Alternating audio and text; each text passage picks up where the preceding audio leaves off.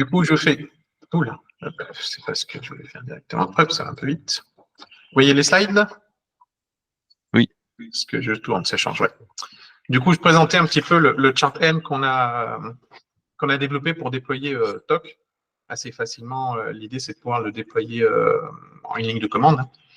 Donc, typiquement, la fameuse ligne de commande, c'est ce qui est écrit. Vous pouvez déployer TOC avec la partie base de données, Mongo ou pas, juste en une ligne de commande avec le chart M. Donc, vous faites un chart install, le nom de votre release chart, et puis le chemin vers le chart, ou si vous avez fait une registry, il est un petit peu différent. Du coup, une fois qu'on a déployé le chart, automatiquement, on a un message qui est contextuel à la release qui est déployée. Donc, on verra plus loin dans les paramètres, on va pouvoir spécifier, par exemple, le domaine qui correspond à l'ingress provider qu'on peut avoir côté Kubernetes pour automatiquement générer une URL pour accéder à l'API au Talk Studio. Donc, si on a déployé un ingress, on va avoir un message typiquement qui va nous donner l'URL. Alors, typiquement, dans l'exemple que je montre, c'est déployé en Rancher sur local, je ferai la démo là-dessus, avec l'URL pour accéder au Talk Studio, ou directement l'URL pour après, derrière, l'information pour accéder à l'API. Et si on est en déploiement sans... Hop, je vais revenir avant. Si on a un déploiement sans activer les ingress, là, voilà, on aura juste la commande pour faire le port forwarding pour accéder à l'API ou au Talk Studio. Une fois qu'on a déployé notre chart, vous voyez bien, hein, on peut aussi déployer, si on veut, plusieurs releases TOC dans le même namespace. Les pods ne vont pas se marcher dessus, les routes ne vont pas se marcher dessus. Donc, typiquement, on peut avoir deux releases. Il suffit qu'on ait les noms de releases qui soient différents. Et à ce moment-là, tout va fonctionner de façon indépendante, même si tous les pods, toutes les routes, tous les secrets, tous les config maps sont dans le même namespace. Et si on veut déployer une release, on a juste la commande à taper helm install et le nom de la release qu'on a créée. Ça va supprimer l'ensemble des configs et des pods qui ont été déployés pour déployer TOC. Comment ça fonctionne rapidement? En gros, on va avoir Kubernetes. Embête aujourd'hui. On va pour déployer donc la partie webadmin, où on va avoir l'ingress qui pourrait être associé à la nouvelle, donc Talk Studio, un service, les pods. Donc, on peut avoir plusieurs pods derrière si on a besoin. Et on a un config map qui va nous permettre d'avoir toutes les configs de Talk Studio. Et on peut associer un autre config map, notamment dédié pour tout ce qui est authentification spécifique. Donc, si on veut avoir plusieurs namespaces ou si on veut faire du kicklock ou autre chose au niveau de la partie autant que dans Talk Studio. Et on a le même modèle à peu près sur tous les composants. Donc, sur la partie NLP API, on a le service, le pod et le config map. Pareil sur le build worker, service map. Et pareil sur le compiler, sur deux clean pareil. Et derrière, pareil sur bot API. On peut scaler après les pods et puis derrière, ça sera le service fera le load balancing entre les nouveaux pods automatiquement, donc ça sera assez transparent. Classique côté Kubernetes. Et puis, on a Mongo qui est déployé en utilisant un subchart, donc c'est celui de Bitnami. Hein. Et quand on va déployer notre release stock, on peut soit lui dire déploie-moi le Mongo aussi, ou j'ai déjà un Mongo et je vais te donner dans le value les paramètres qui permettent d'utiliser le Mongo que j'ai déployé parce que j'utilise un service manager sur une infra interne, etc. Le chart, il prend en compte des éléments suivants. Donc, il peut déployer ou pas le Mongo. Il peut utiliser une base qui existe. Il supporte tout ce qui est network policy. Il démarre en en-route, toute la partie des pods. Il gère cluster domaine. Donc, si votre cluster il a un domaine particulier en interne, que ce qu'il y a par défaut sur Kubernetes, c'est géré. Il est capable, donc, du coup, de créer les ingress avec même si vous avez un vieux cluster Kubernetes, une version des ingress, des objets ingress qui sont plus anciennes. On va pouvoir définir le domaine pour le wildcard, on va pouvoir définir les certificats et bien sûr mettre les annotations qui pourraient aider à configurer les ingress. Côté gestion, ça permet de gérer aussi tout ce qui est ressources CPU et mémoire. Donc typiquement, nous, en interne, on a des clusters où on est obligé de setter la partie mémoire et CPU avec les requests et les limites. On peut configurer les security context, les pods security context. On peut aussi configurer les registries. Typiquement, on peut aller récupérer les éléments, les conteneurs de TOC sur une registrie Internet classique. On peut passer à travers un proxy, par exemple. Nous, c'est notre cas, on a un Artifactory qui fait proxy, et donc du coup, on peut spécifier l'URL du proxy. Et si on a des registries spéciales, on peut donner la registrie et puis spécifier aussi le secret qui peut être nécessaire pour déployer. Et on peut le faire aussi si on a besoin par composant. C'est-à-dire qu'on peut même avoir des registries différentes pour chaque composant. On a rajouté un config map qui permet de configurer la partie authentification côté Doc Studio. Et ça se déploie aussi sur ARM, parce qu'on peut, ça marche aussi sur le Mac, c'est la démo que je vais vous faire. Côté paramétrage, quand on veut déployer, ça se fait assez simplement. Dans l'exemple suivant là, que je vous ai mis sur le côté, je vais déployer en local, sur un rancher desktop, sur un Mac. Donc, je suis sur un Mac et j'ai un rancher desktop qui est déployé. Du coup, je lui spécifie que mon domaine, ils vont se créer en étoile rancher desktop.localhost, que j'active le déploiement de MongoDB, que j'active les ingresses pour bot API. Et là, sur la partie, je peux lui mettre les paramètres du subchart MongoDB pour spécifier que je veux une architecture en réplique à 7. J'active pas l'authentification, j'active pas la persistance, dans l'exemple. Et l'image que je vais utiliser pour Mongo, c'est cette image-là. C'est une image qui tourne justement correctement sur une machine ARM. Et pareil, côté webadmin, je lui spécifie de déployer l'ingress pour avoir mes URL. Et pour faire mon déploiement, je vais juste spécifier mon nom de la release et puis derrière mon fichier value avec mes paramètres spécifiques pour déployer. Est-ce que vous avez des questions? Non? Donc, je vous disais aussi, on a rajouté la partie qui permet de gérer la partie authentification. Donc, on peut définir un config map qui va spécifier la partie configuration pour l'authentification. On va juste rajouter dans le YAML pour le webadmin l'autre config map avec le nom du config map. Et dans le config map, on aura juste mis toutes les valeurs qui nous intéressent. Donc là, typiquement, là, c'est une configuration locale, on ne passe pas par du keycloak, mais on a les verbes d'environnement qui permettent de spécifier les organisations, les rôles et les users et les secrets. On va pouvoir aussi facilement, une fois qu'on a fait le chartem, ça c'est un exemple, intégrer ça dans un CI. Nous, pour l'instant, on déploie nos infras à travers des CI GitLab. Donc là, à partir du moment où on a la commande Helm, on va pouvoir juste rajouter le repo.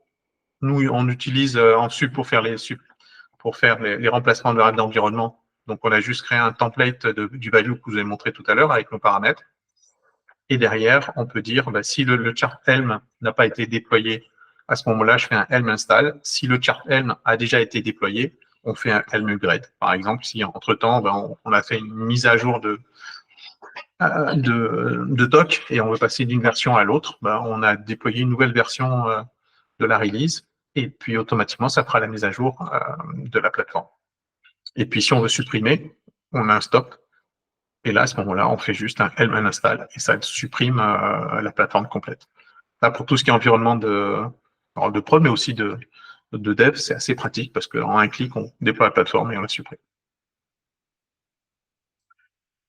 Maintenant, je peux vous faire une petite démo de ce que ça peut donner.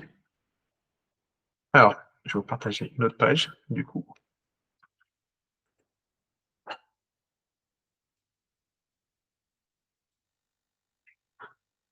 Je vais peut-être vous le faire directement. Donc, terminal.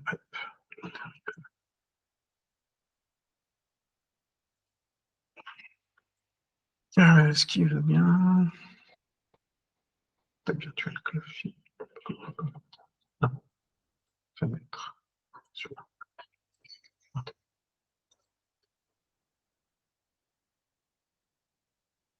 Ah, il ne veut pas me partager ma fenêtre. Zut. Est-ce que je vais partager autre chose?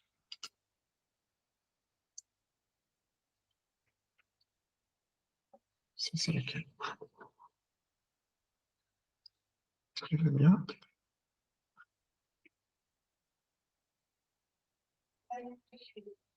Alors, attendez, à première vue, il ne veut pas que je partage.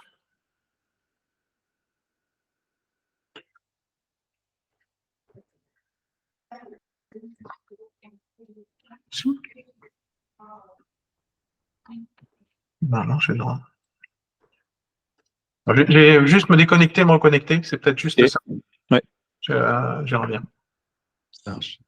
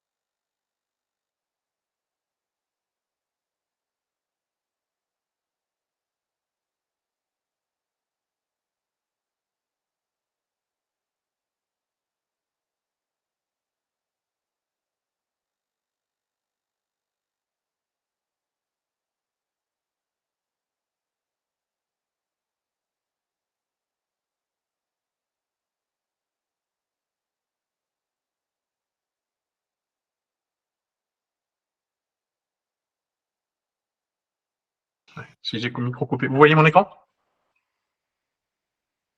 Oui, c'est bon. C'est bon, de ce côté-là. Donc, du coup, ce que je vais faire, c'est que je vais partager. Alors, je vais vous montrer que déjà, j'ai une release qui a été déployée. Donc là, si je fais un theme list, j'ai déjà. Ah non, je ne suis pas dans le bon namespace déjà.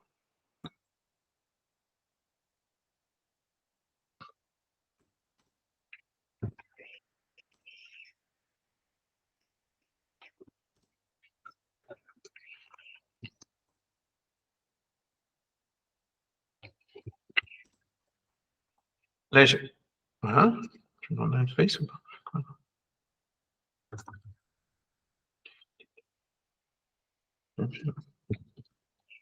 Déployer dans quoi?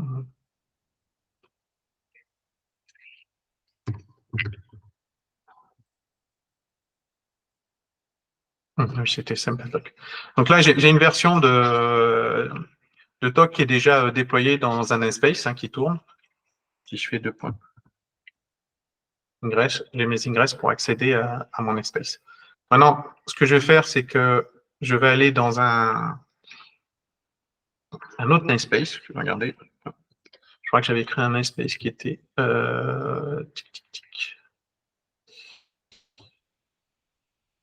toc démo. Voilà, je vais dans toc démo. Pour l'instant, il n'y a pas de pod, il n'y a rien qui tourne dans ce namespace.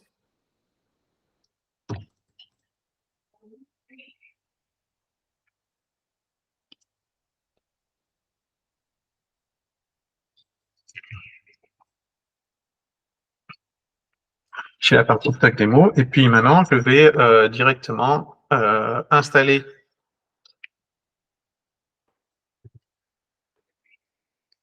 une release log. Donc, du coup, ce que je vais montrer, c'est tout à l'heure, j'ai un. Je vais peut-être vous le montrer avant de déployer. J'ai un fichier de déploiement qui me permet de déployer sur mon Mac, comme je vous l'ai dit tout à l'heure. J'active le déploiement, j'active les ingress, j'active le MongoDB. Je n'ai pas défini de password, là c'était un exemple. Et j'utilise l'image de Bitnami qui fonctionne sur ARM.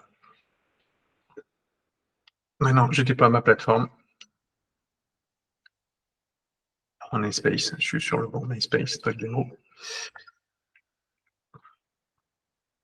Et donc là, on voit sur le côté tous les pods qui sont en train de monter. Donc, il a monté le MongoDB. J'ai demandé qu'une seule instance de MongoDB. J'aurais pu en mettre 3 derrière pour la démo. Il n'en monte qu'un. Et là, les pods sont en train de démarrer. En fait, ce qui se passe, c'est qu'il y a aussi toute la partie, je vous montrais comment ça fonctionne, mais les pods attendent que Mongo soit démarré avant de fonctionner. Et après, par rapport à chaque dépendance, il va checker que le composant dont il dépend a bien démarré avant de démarrer. Je vous montrerai un petit peu comment c'est fait dans le chart-end tout à l'heure.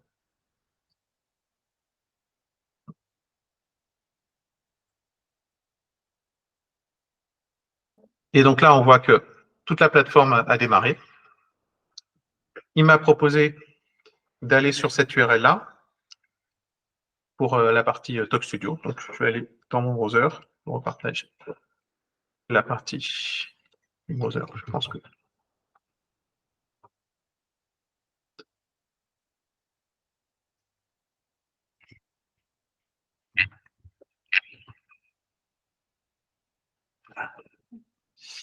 allez, je vous repartage le browser parce que du coup, j'arrive à partager ça.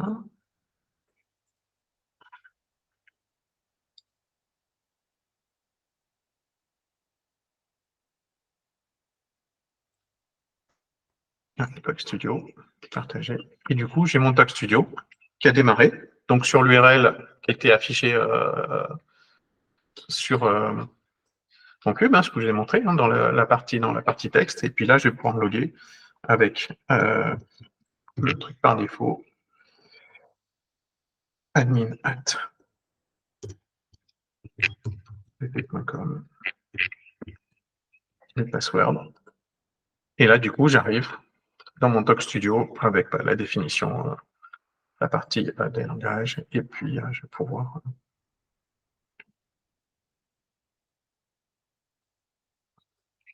avoir tout qui est fonctionnel.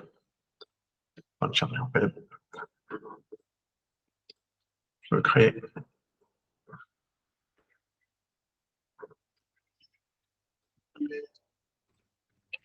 créer juste hello.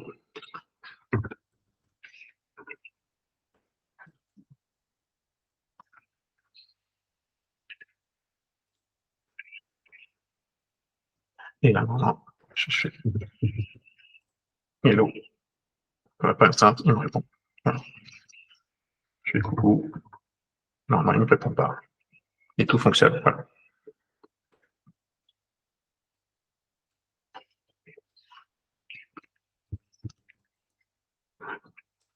Voilà. Voilà un petit peu la partie déploiement. Donc, du coup, ça s'est déployé très rapidement. Ce que je peux vous montrer aussi, c'est comment c'est fait. OK. Je vais vous partager la partie qui est là. Je vais arrêter la présentation et je vais vous partager la fenêtre avec. Partager. Est-ce que vous voyez?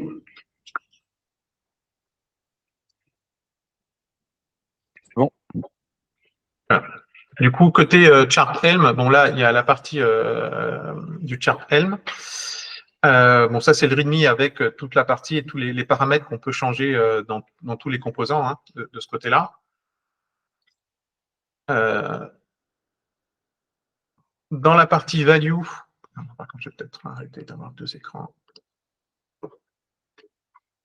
Dans la partie value par défaut, donc ça, c'est toutes les valeurs par défaut qu'on peut setter pour tous les déploiements. Donc, les différentes URL, les registries et toutes les infos et les paramètres qu'on peut ajouter au déploiement de chaque composant. Comme je disais, on ne tourne pas en route, on a des users qui sont spécifiques chaque fois.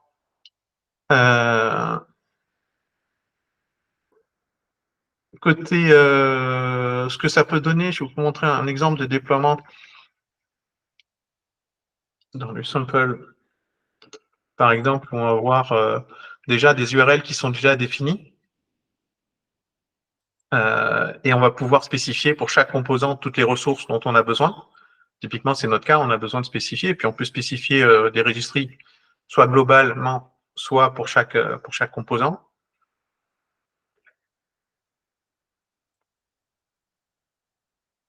Qu'est-ce que je peux vous montrer d'autre comme exemple? Qu'est-ce qu'il y a un Ça, c'est bon, ça, les config Mac, je voulais montrer. Ça, c'est les values aussi. On aurait pu déployer tous les composants. En exemple, notre cas, on a déployé notamment dans un seul Mongo, parce qu'on a un service manager où vous ne pouvez pas avoir un Mongo,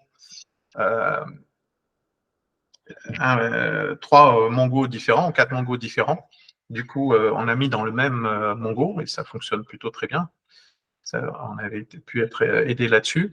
Et côté chart, on a les templates. Et les templates, ils sont ici. Donc là, pour chaque composant, on a le template pour déploiement, le template config map pour les ingress et pour les services. Et là, voilà, dans la partie config map, on va trouver les différentes variables d'environnement qu'on peut setter ou pas, qu'on va retrouver dans la partie value. Pareil pour le déploiement, on a un déploiement avec en entrée le check que les composants Mongo soient up, typiquement pour le webadmin, que le decline est up, que le compiler est up avant de démarrer. Voilà. Et après, on a tous les paramètres qu'on peut avoir, comme je l'ai parlé tout à l'heure, sur la configuration de chaque conteneur et de chaque pod. Et on a à peu près la même chose pour les ingress, avec la configuration des ingress et la configuration des services. Donc logiquement, voilà, quand tu utilises de toute façon le chart N, la seule valeur qu'on va utiliser, c'est un value ou pas. Hein, on peut faire un déploiement sans spécifier de value et ça sera les valeurs par défaut qui seront utilisées. Moi, je sais pas si vous avez des questions. Non, moi, j'ai pas trop de questions. Déjà, c'est un super boulot. Et la seule question que je me pose, c'est de ton point de vue, c'est prêt à être partagé, tu vois, parce que je trouve que ça serait super intéressant Je pense, oui, c'est prêt dans le sens où il faut que je passe un peu de temps aussi, parce qu'il y a des trucs qui sont en français, il faut les passer en anglais, qu'on a dans les commentaires, ça sera un peu plus propre, et le mettre sur un GitHub aujourd'hui. C'est plus ça qui va prendre un peu de temps. Là, comme on avait la livraison à faire là, pour début avril, j'ai pas eu le temps de le faire derrière, mais c'est ce qui est prévu. Et surtout, après, de le partager et de le proposer derrière. Claire. Bah, on sera super preneur parce que c'est vrai que c'est un beau boulot. Hein. Franchement, moi, j'ai pas tellement de questions. Je sais pas si. Oui, pareil, mais par rapport juste au repo, je pense qu'aujourd'hui, on n'a pas de repo pour Helm. Il faut peut-être le créer. Et nous, de notre côté, par rapport à tout le travail qu'on fait là sur le RAG, qui est toujours en cours de finalisation, du coup, en fait, on a ajouté 2 autres composants, une autre base de données et une autre appli, une autre appli Python. Et tout ça, il va falloir le faire entrer effectivement là-dessus, quoi. Voilà, après, c'est pas très compliqué à faire. Une fois que les modèles sont faits, rajouter un autre composant et faire monter justement, associer la version du Helm à la version de TOC qui arrive. C'est pas très compliqué à faire. Voilà, après, je pense que l'idée, voilà, pour nous, c'était de publier la version du chart telle qu'elle est. Et après, l'idée, c'est de rajouter. Typiquement, là, il y a des variables d'environnement qui manquent dans les options. Je pense qu'il y a un peu plus que ce que j'ai mis côté variable d'environnement disponible. Donc, ça vaut le coup aussi de passer un peu de temps avec ceux qui connaissent pour rajouter les bonnes variables d'environnement qui peuvent servir à certains. Typiquement, là, on a eu des variables qu'on a un peu cherchées sur tout ce qui était timeout, etc., qui n'était pas forcément facile à trouver. Clairement. Mais c'est ça. Typiquement, là, j'ai une question d'ailleurs qui est ouverte sur est-ce qu'il y a une variable d'environnement pour pouvoir setter où on met les fichiers quand on fait l'upload depuis Top Studio, parce que par défaut, il essaye de créer un répertoire qui doit être, je ne sais plus comment il s'appelle Upload File ou quelque chose comme ça. Et comme on est en route, il n'a pas le droit d'écrire à la racine du conteneur. Il faut lui spécifier soit un répertoire /cmp où il a le droit d'écrire, ou créer un volume particulier où il aura le droit d'écrire avec le user qu'on lui a posé. Donc, du coup, si vous avez la réponse à la question, ça m'aiderait. Je mettrai à jour le chart. Et c'est un use case qu'on a eu typiquement voilà, pour exporter les apprentissages et les réimporter dans un autre. Voilà, au moment où on l'a fait. Donc là, parce que là, c'est quand tu uploads un fichier dans Talk Studio, là, tu as une erreur Ouais. Parce qu'il essaye de créer un répertoire où il va mettre les uploads. Et il n'a pas les droits pour créer ce répertoire, puisque comme on tourne en route sur Kubernetes, on a un utilisateur particulier, et cet utilisateur, il n'a pas des droits d'écrire à la racine. Il a le droit d'écrire, par exemple, dans un répertoire /tmp ou un répertoire qu'on lui a créé où il a le droit d'écrire. Et donc, du coup, je me posais la question de savoir s'il y a une variable d'environnement où on pouvait lui spécifier ce répertoire-là. Alors là, je n'ai pas la réponse directe. Ça se joue dans la configuration Helm. Parce que nous, on a ça aussi. Nos images ne sont pas root. Et en fait, on lui spécifie un chemin.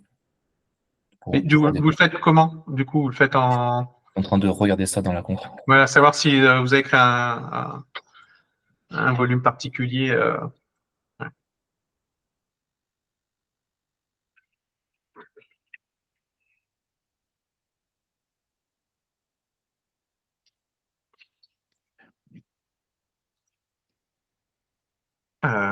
Voilà, pour moi, je pense que j'ai à peu près fini ma démo. Si je peux vous montrer la démo pour supprimer, je partage encore cette partie-là, je pense. Je peux faire. Allez, du coup, je ne voyais pas la partie. Si je peux faire ça. Je peux juste faire ça.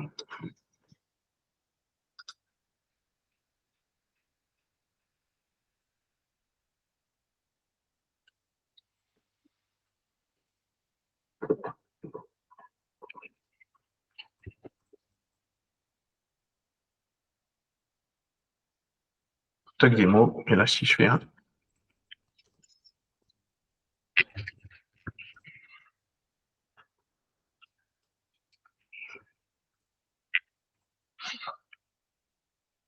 Vous allez voir que voilà, tout supprime.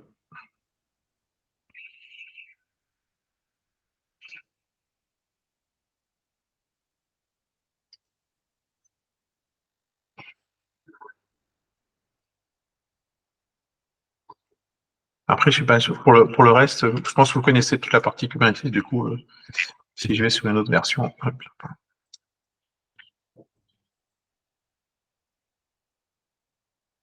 celle que j'avais envoyée, déployée tout à l'heure sur le blog.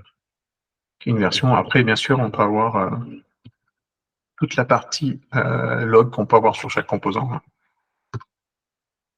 Automatiquement.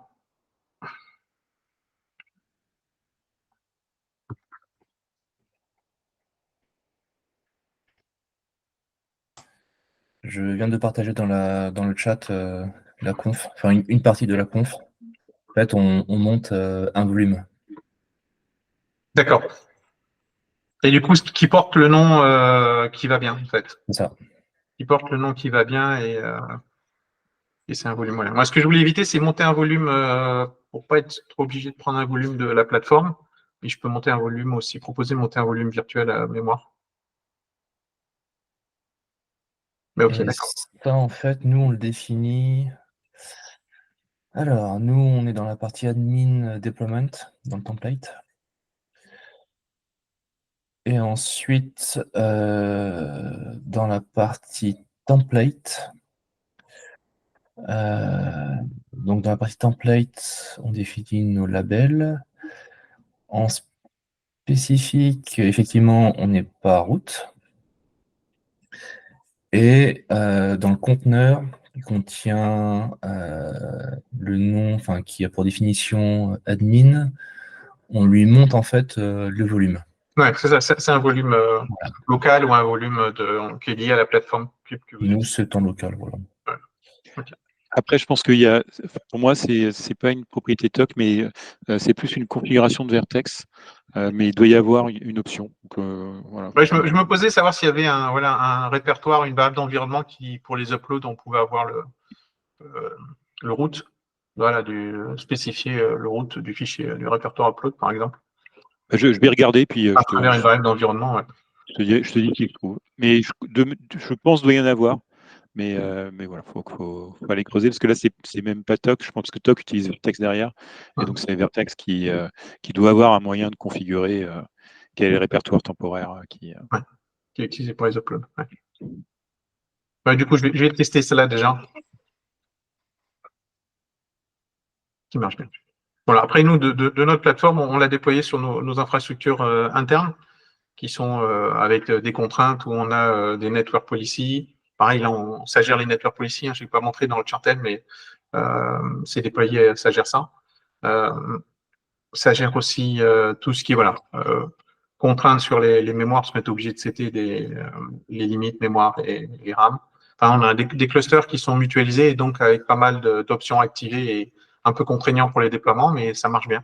Et le chart se déploie aussi bien sur cette infra-là que sur une infra simple. Et voilà, la caractéristique un petit peu embêtante qu'on a eue à un moment donné, c'est que voilà, on a des services managés où on va avoir une plateforme Mongo qui est montée.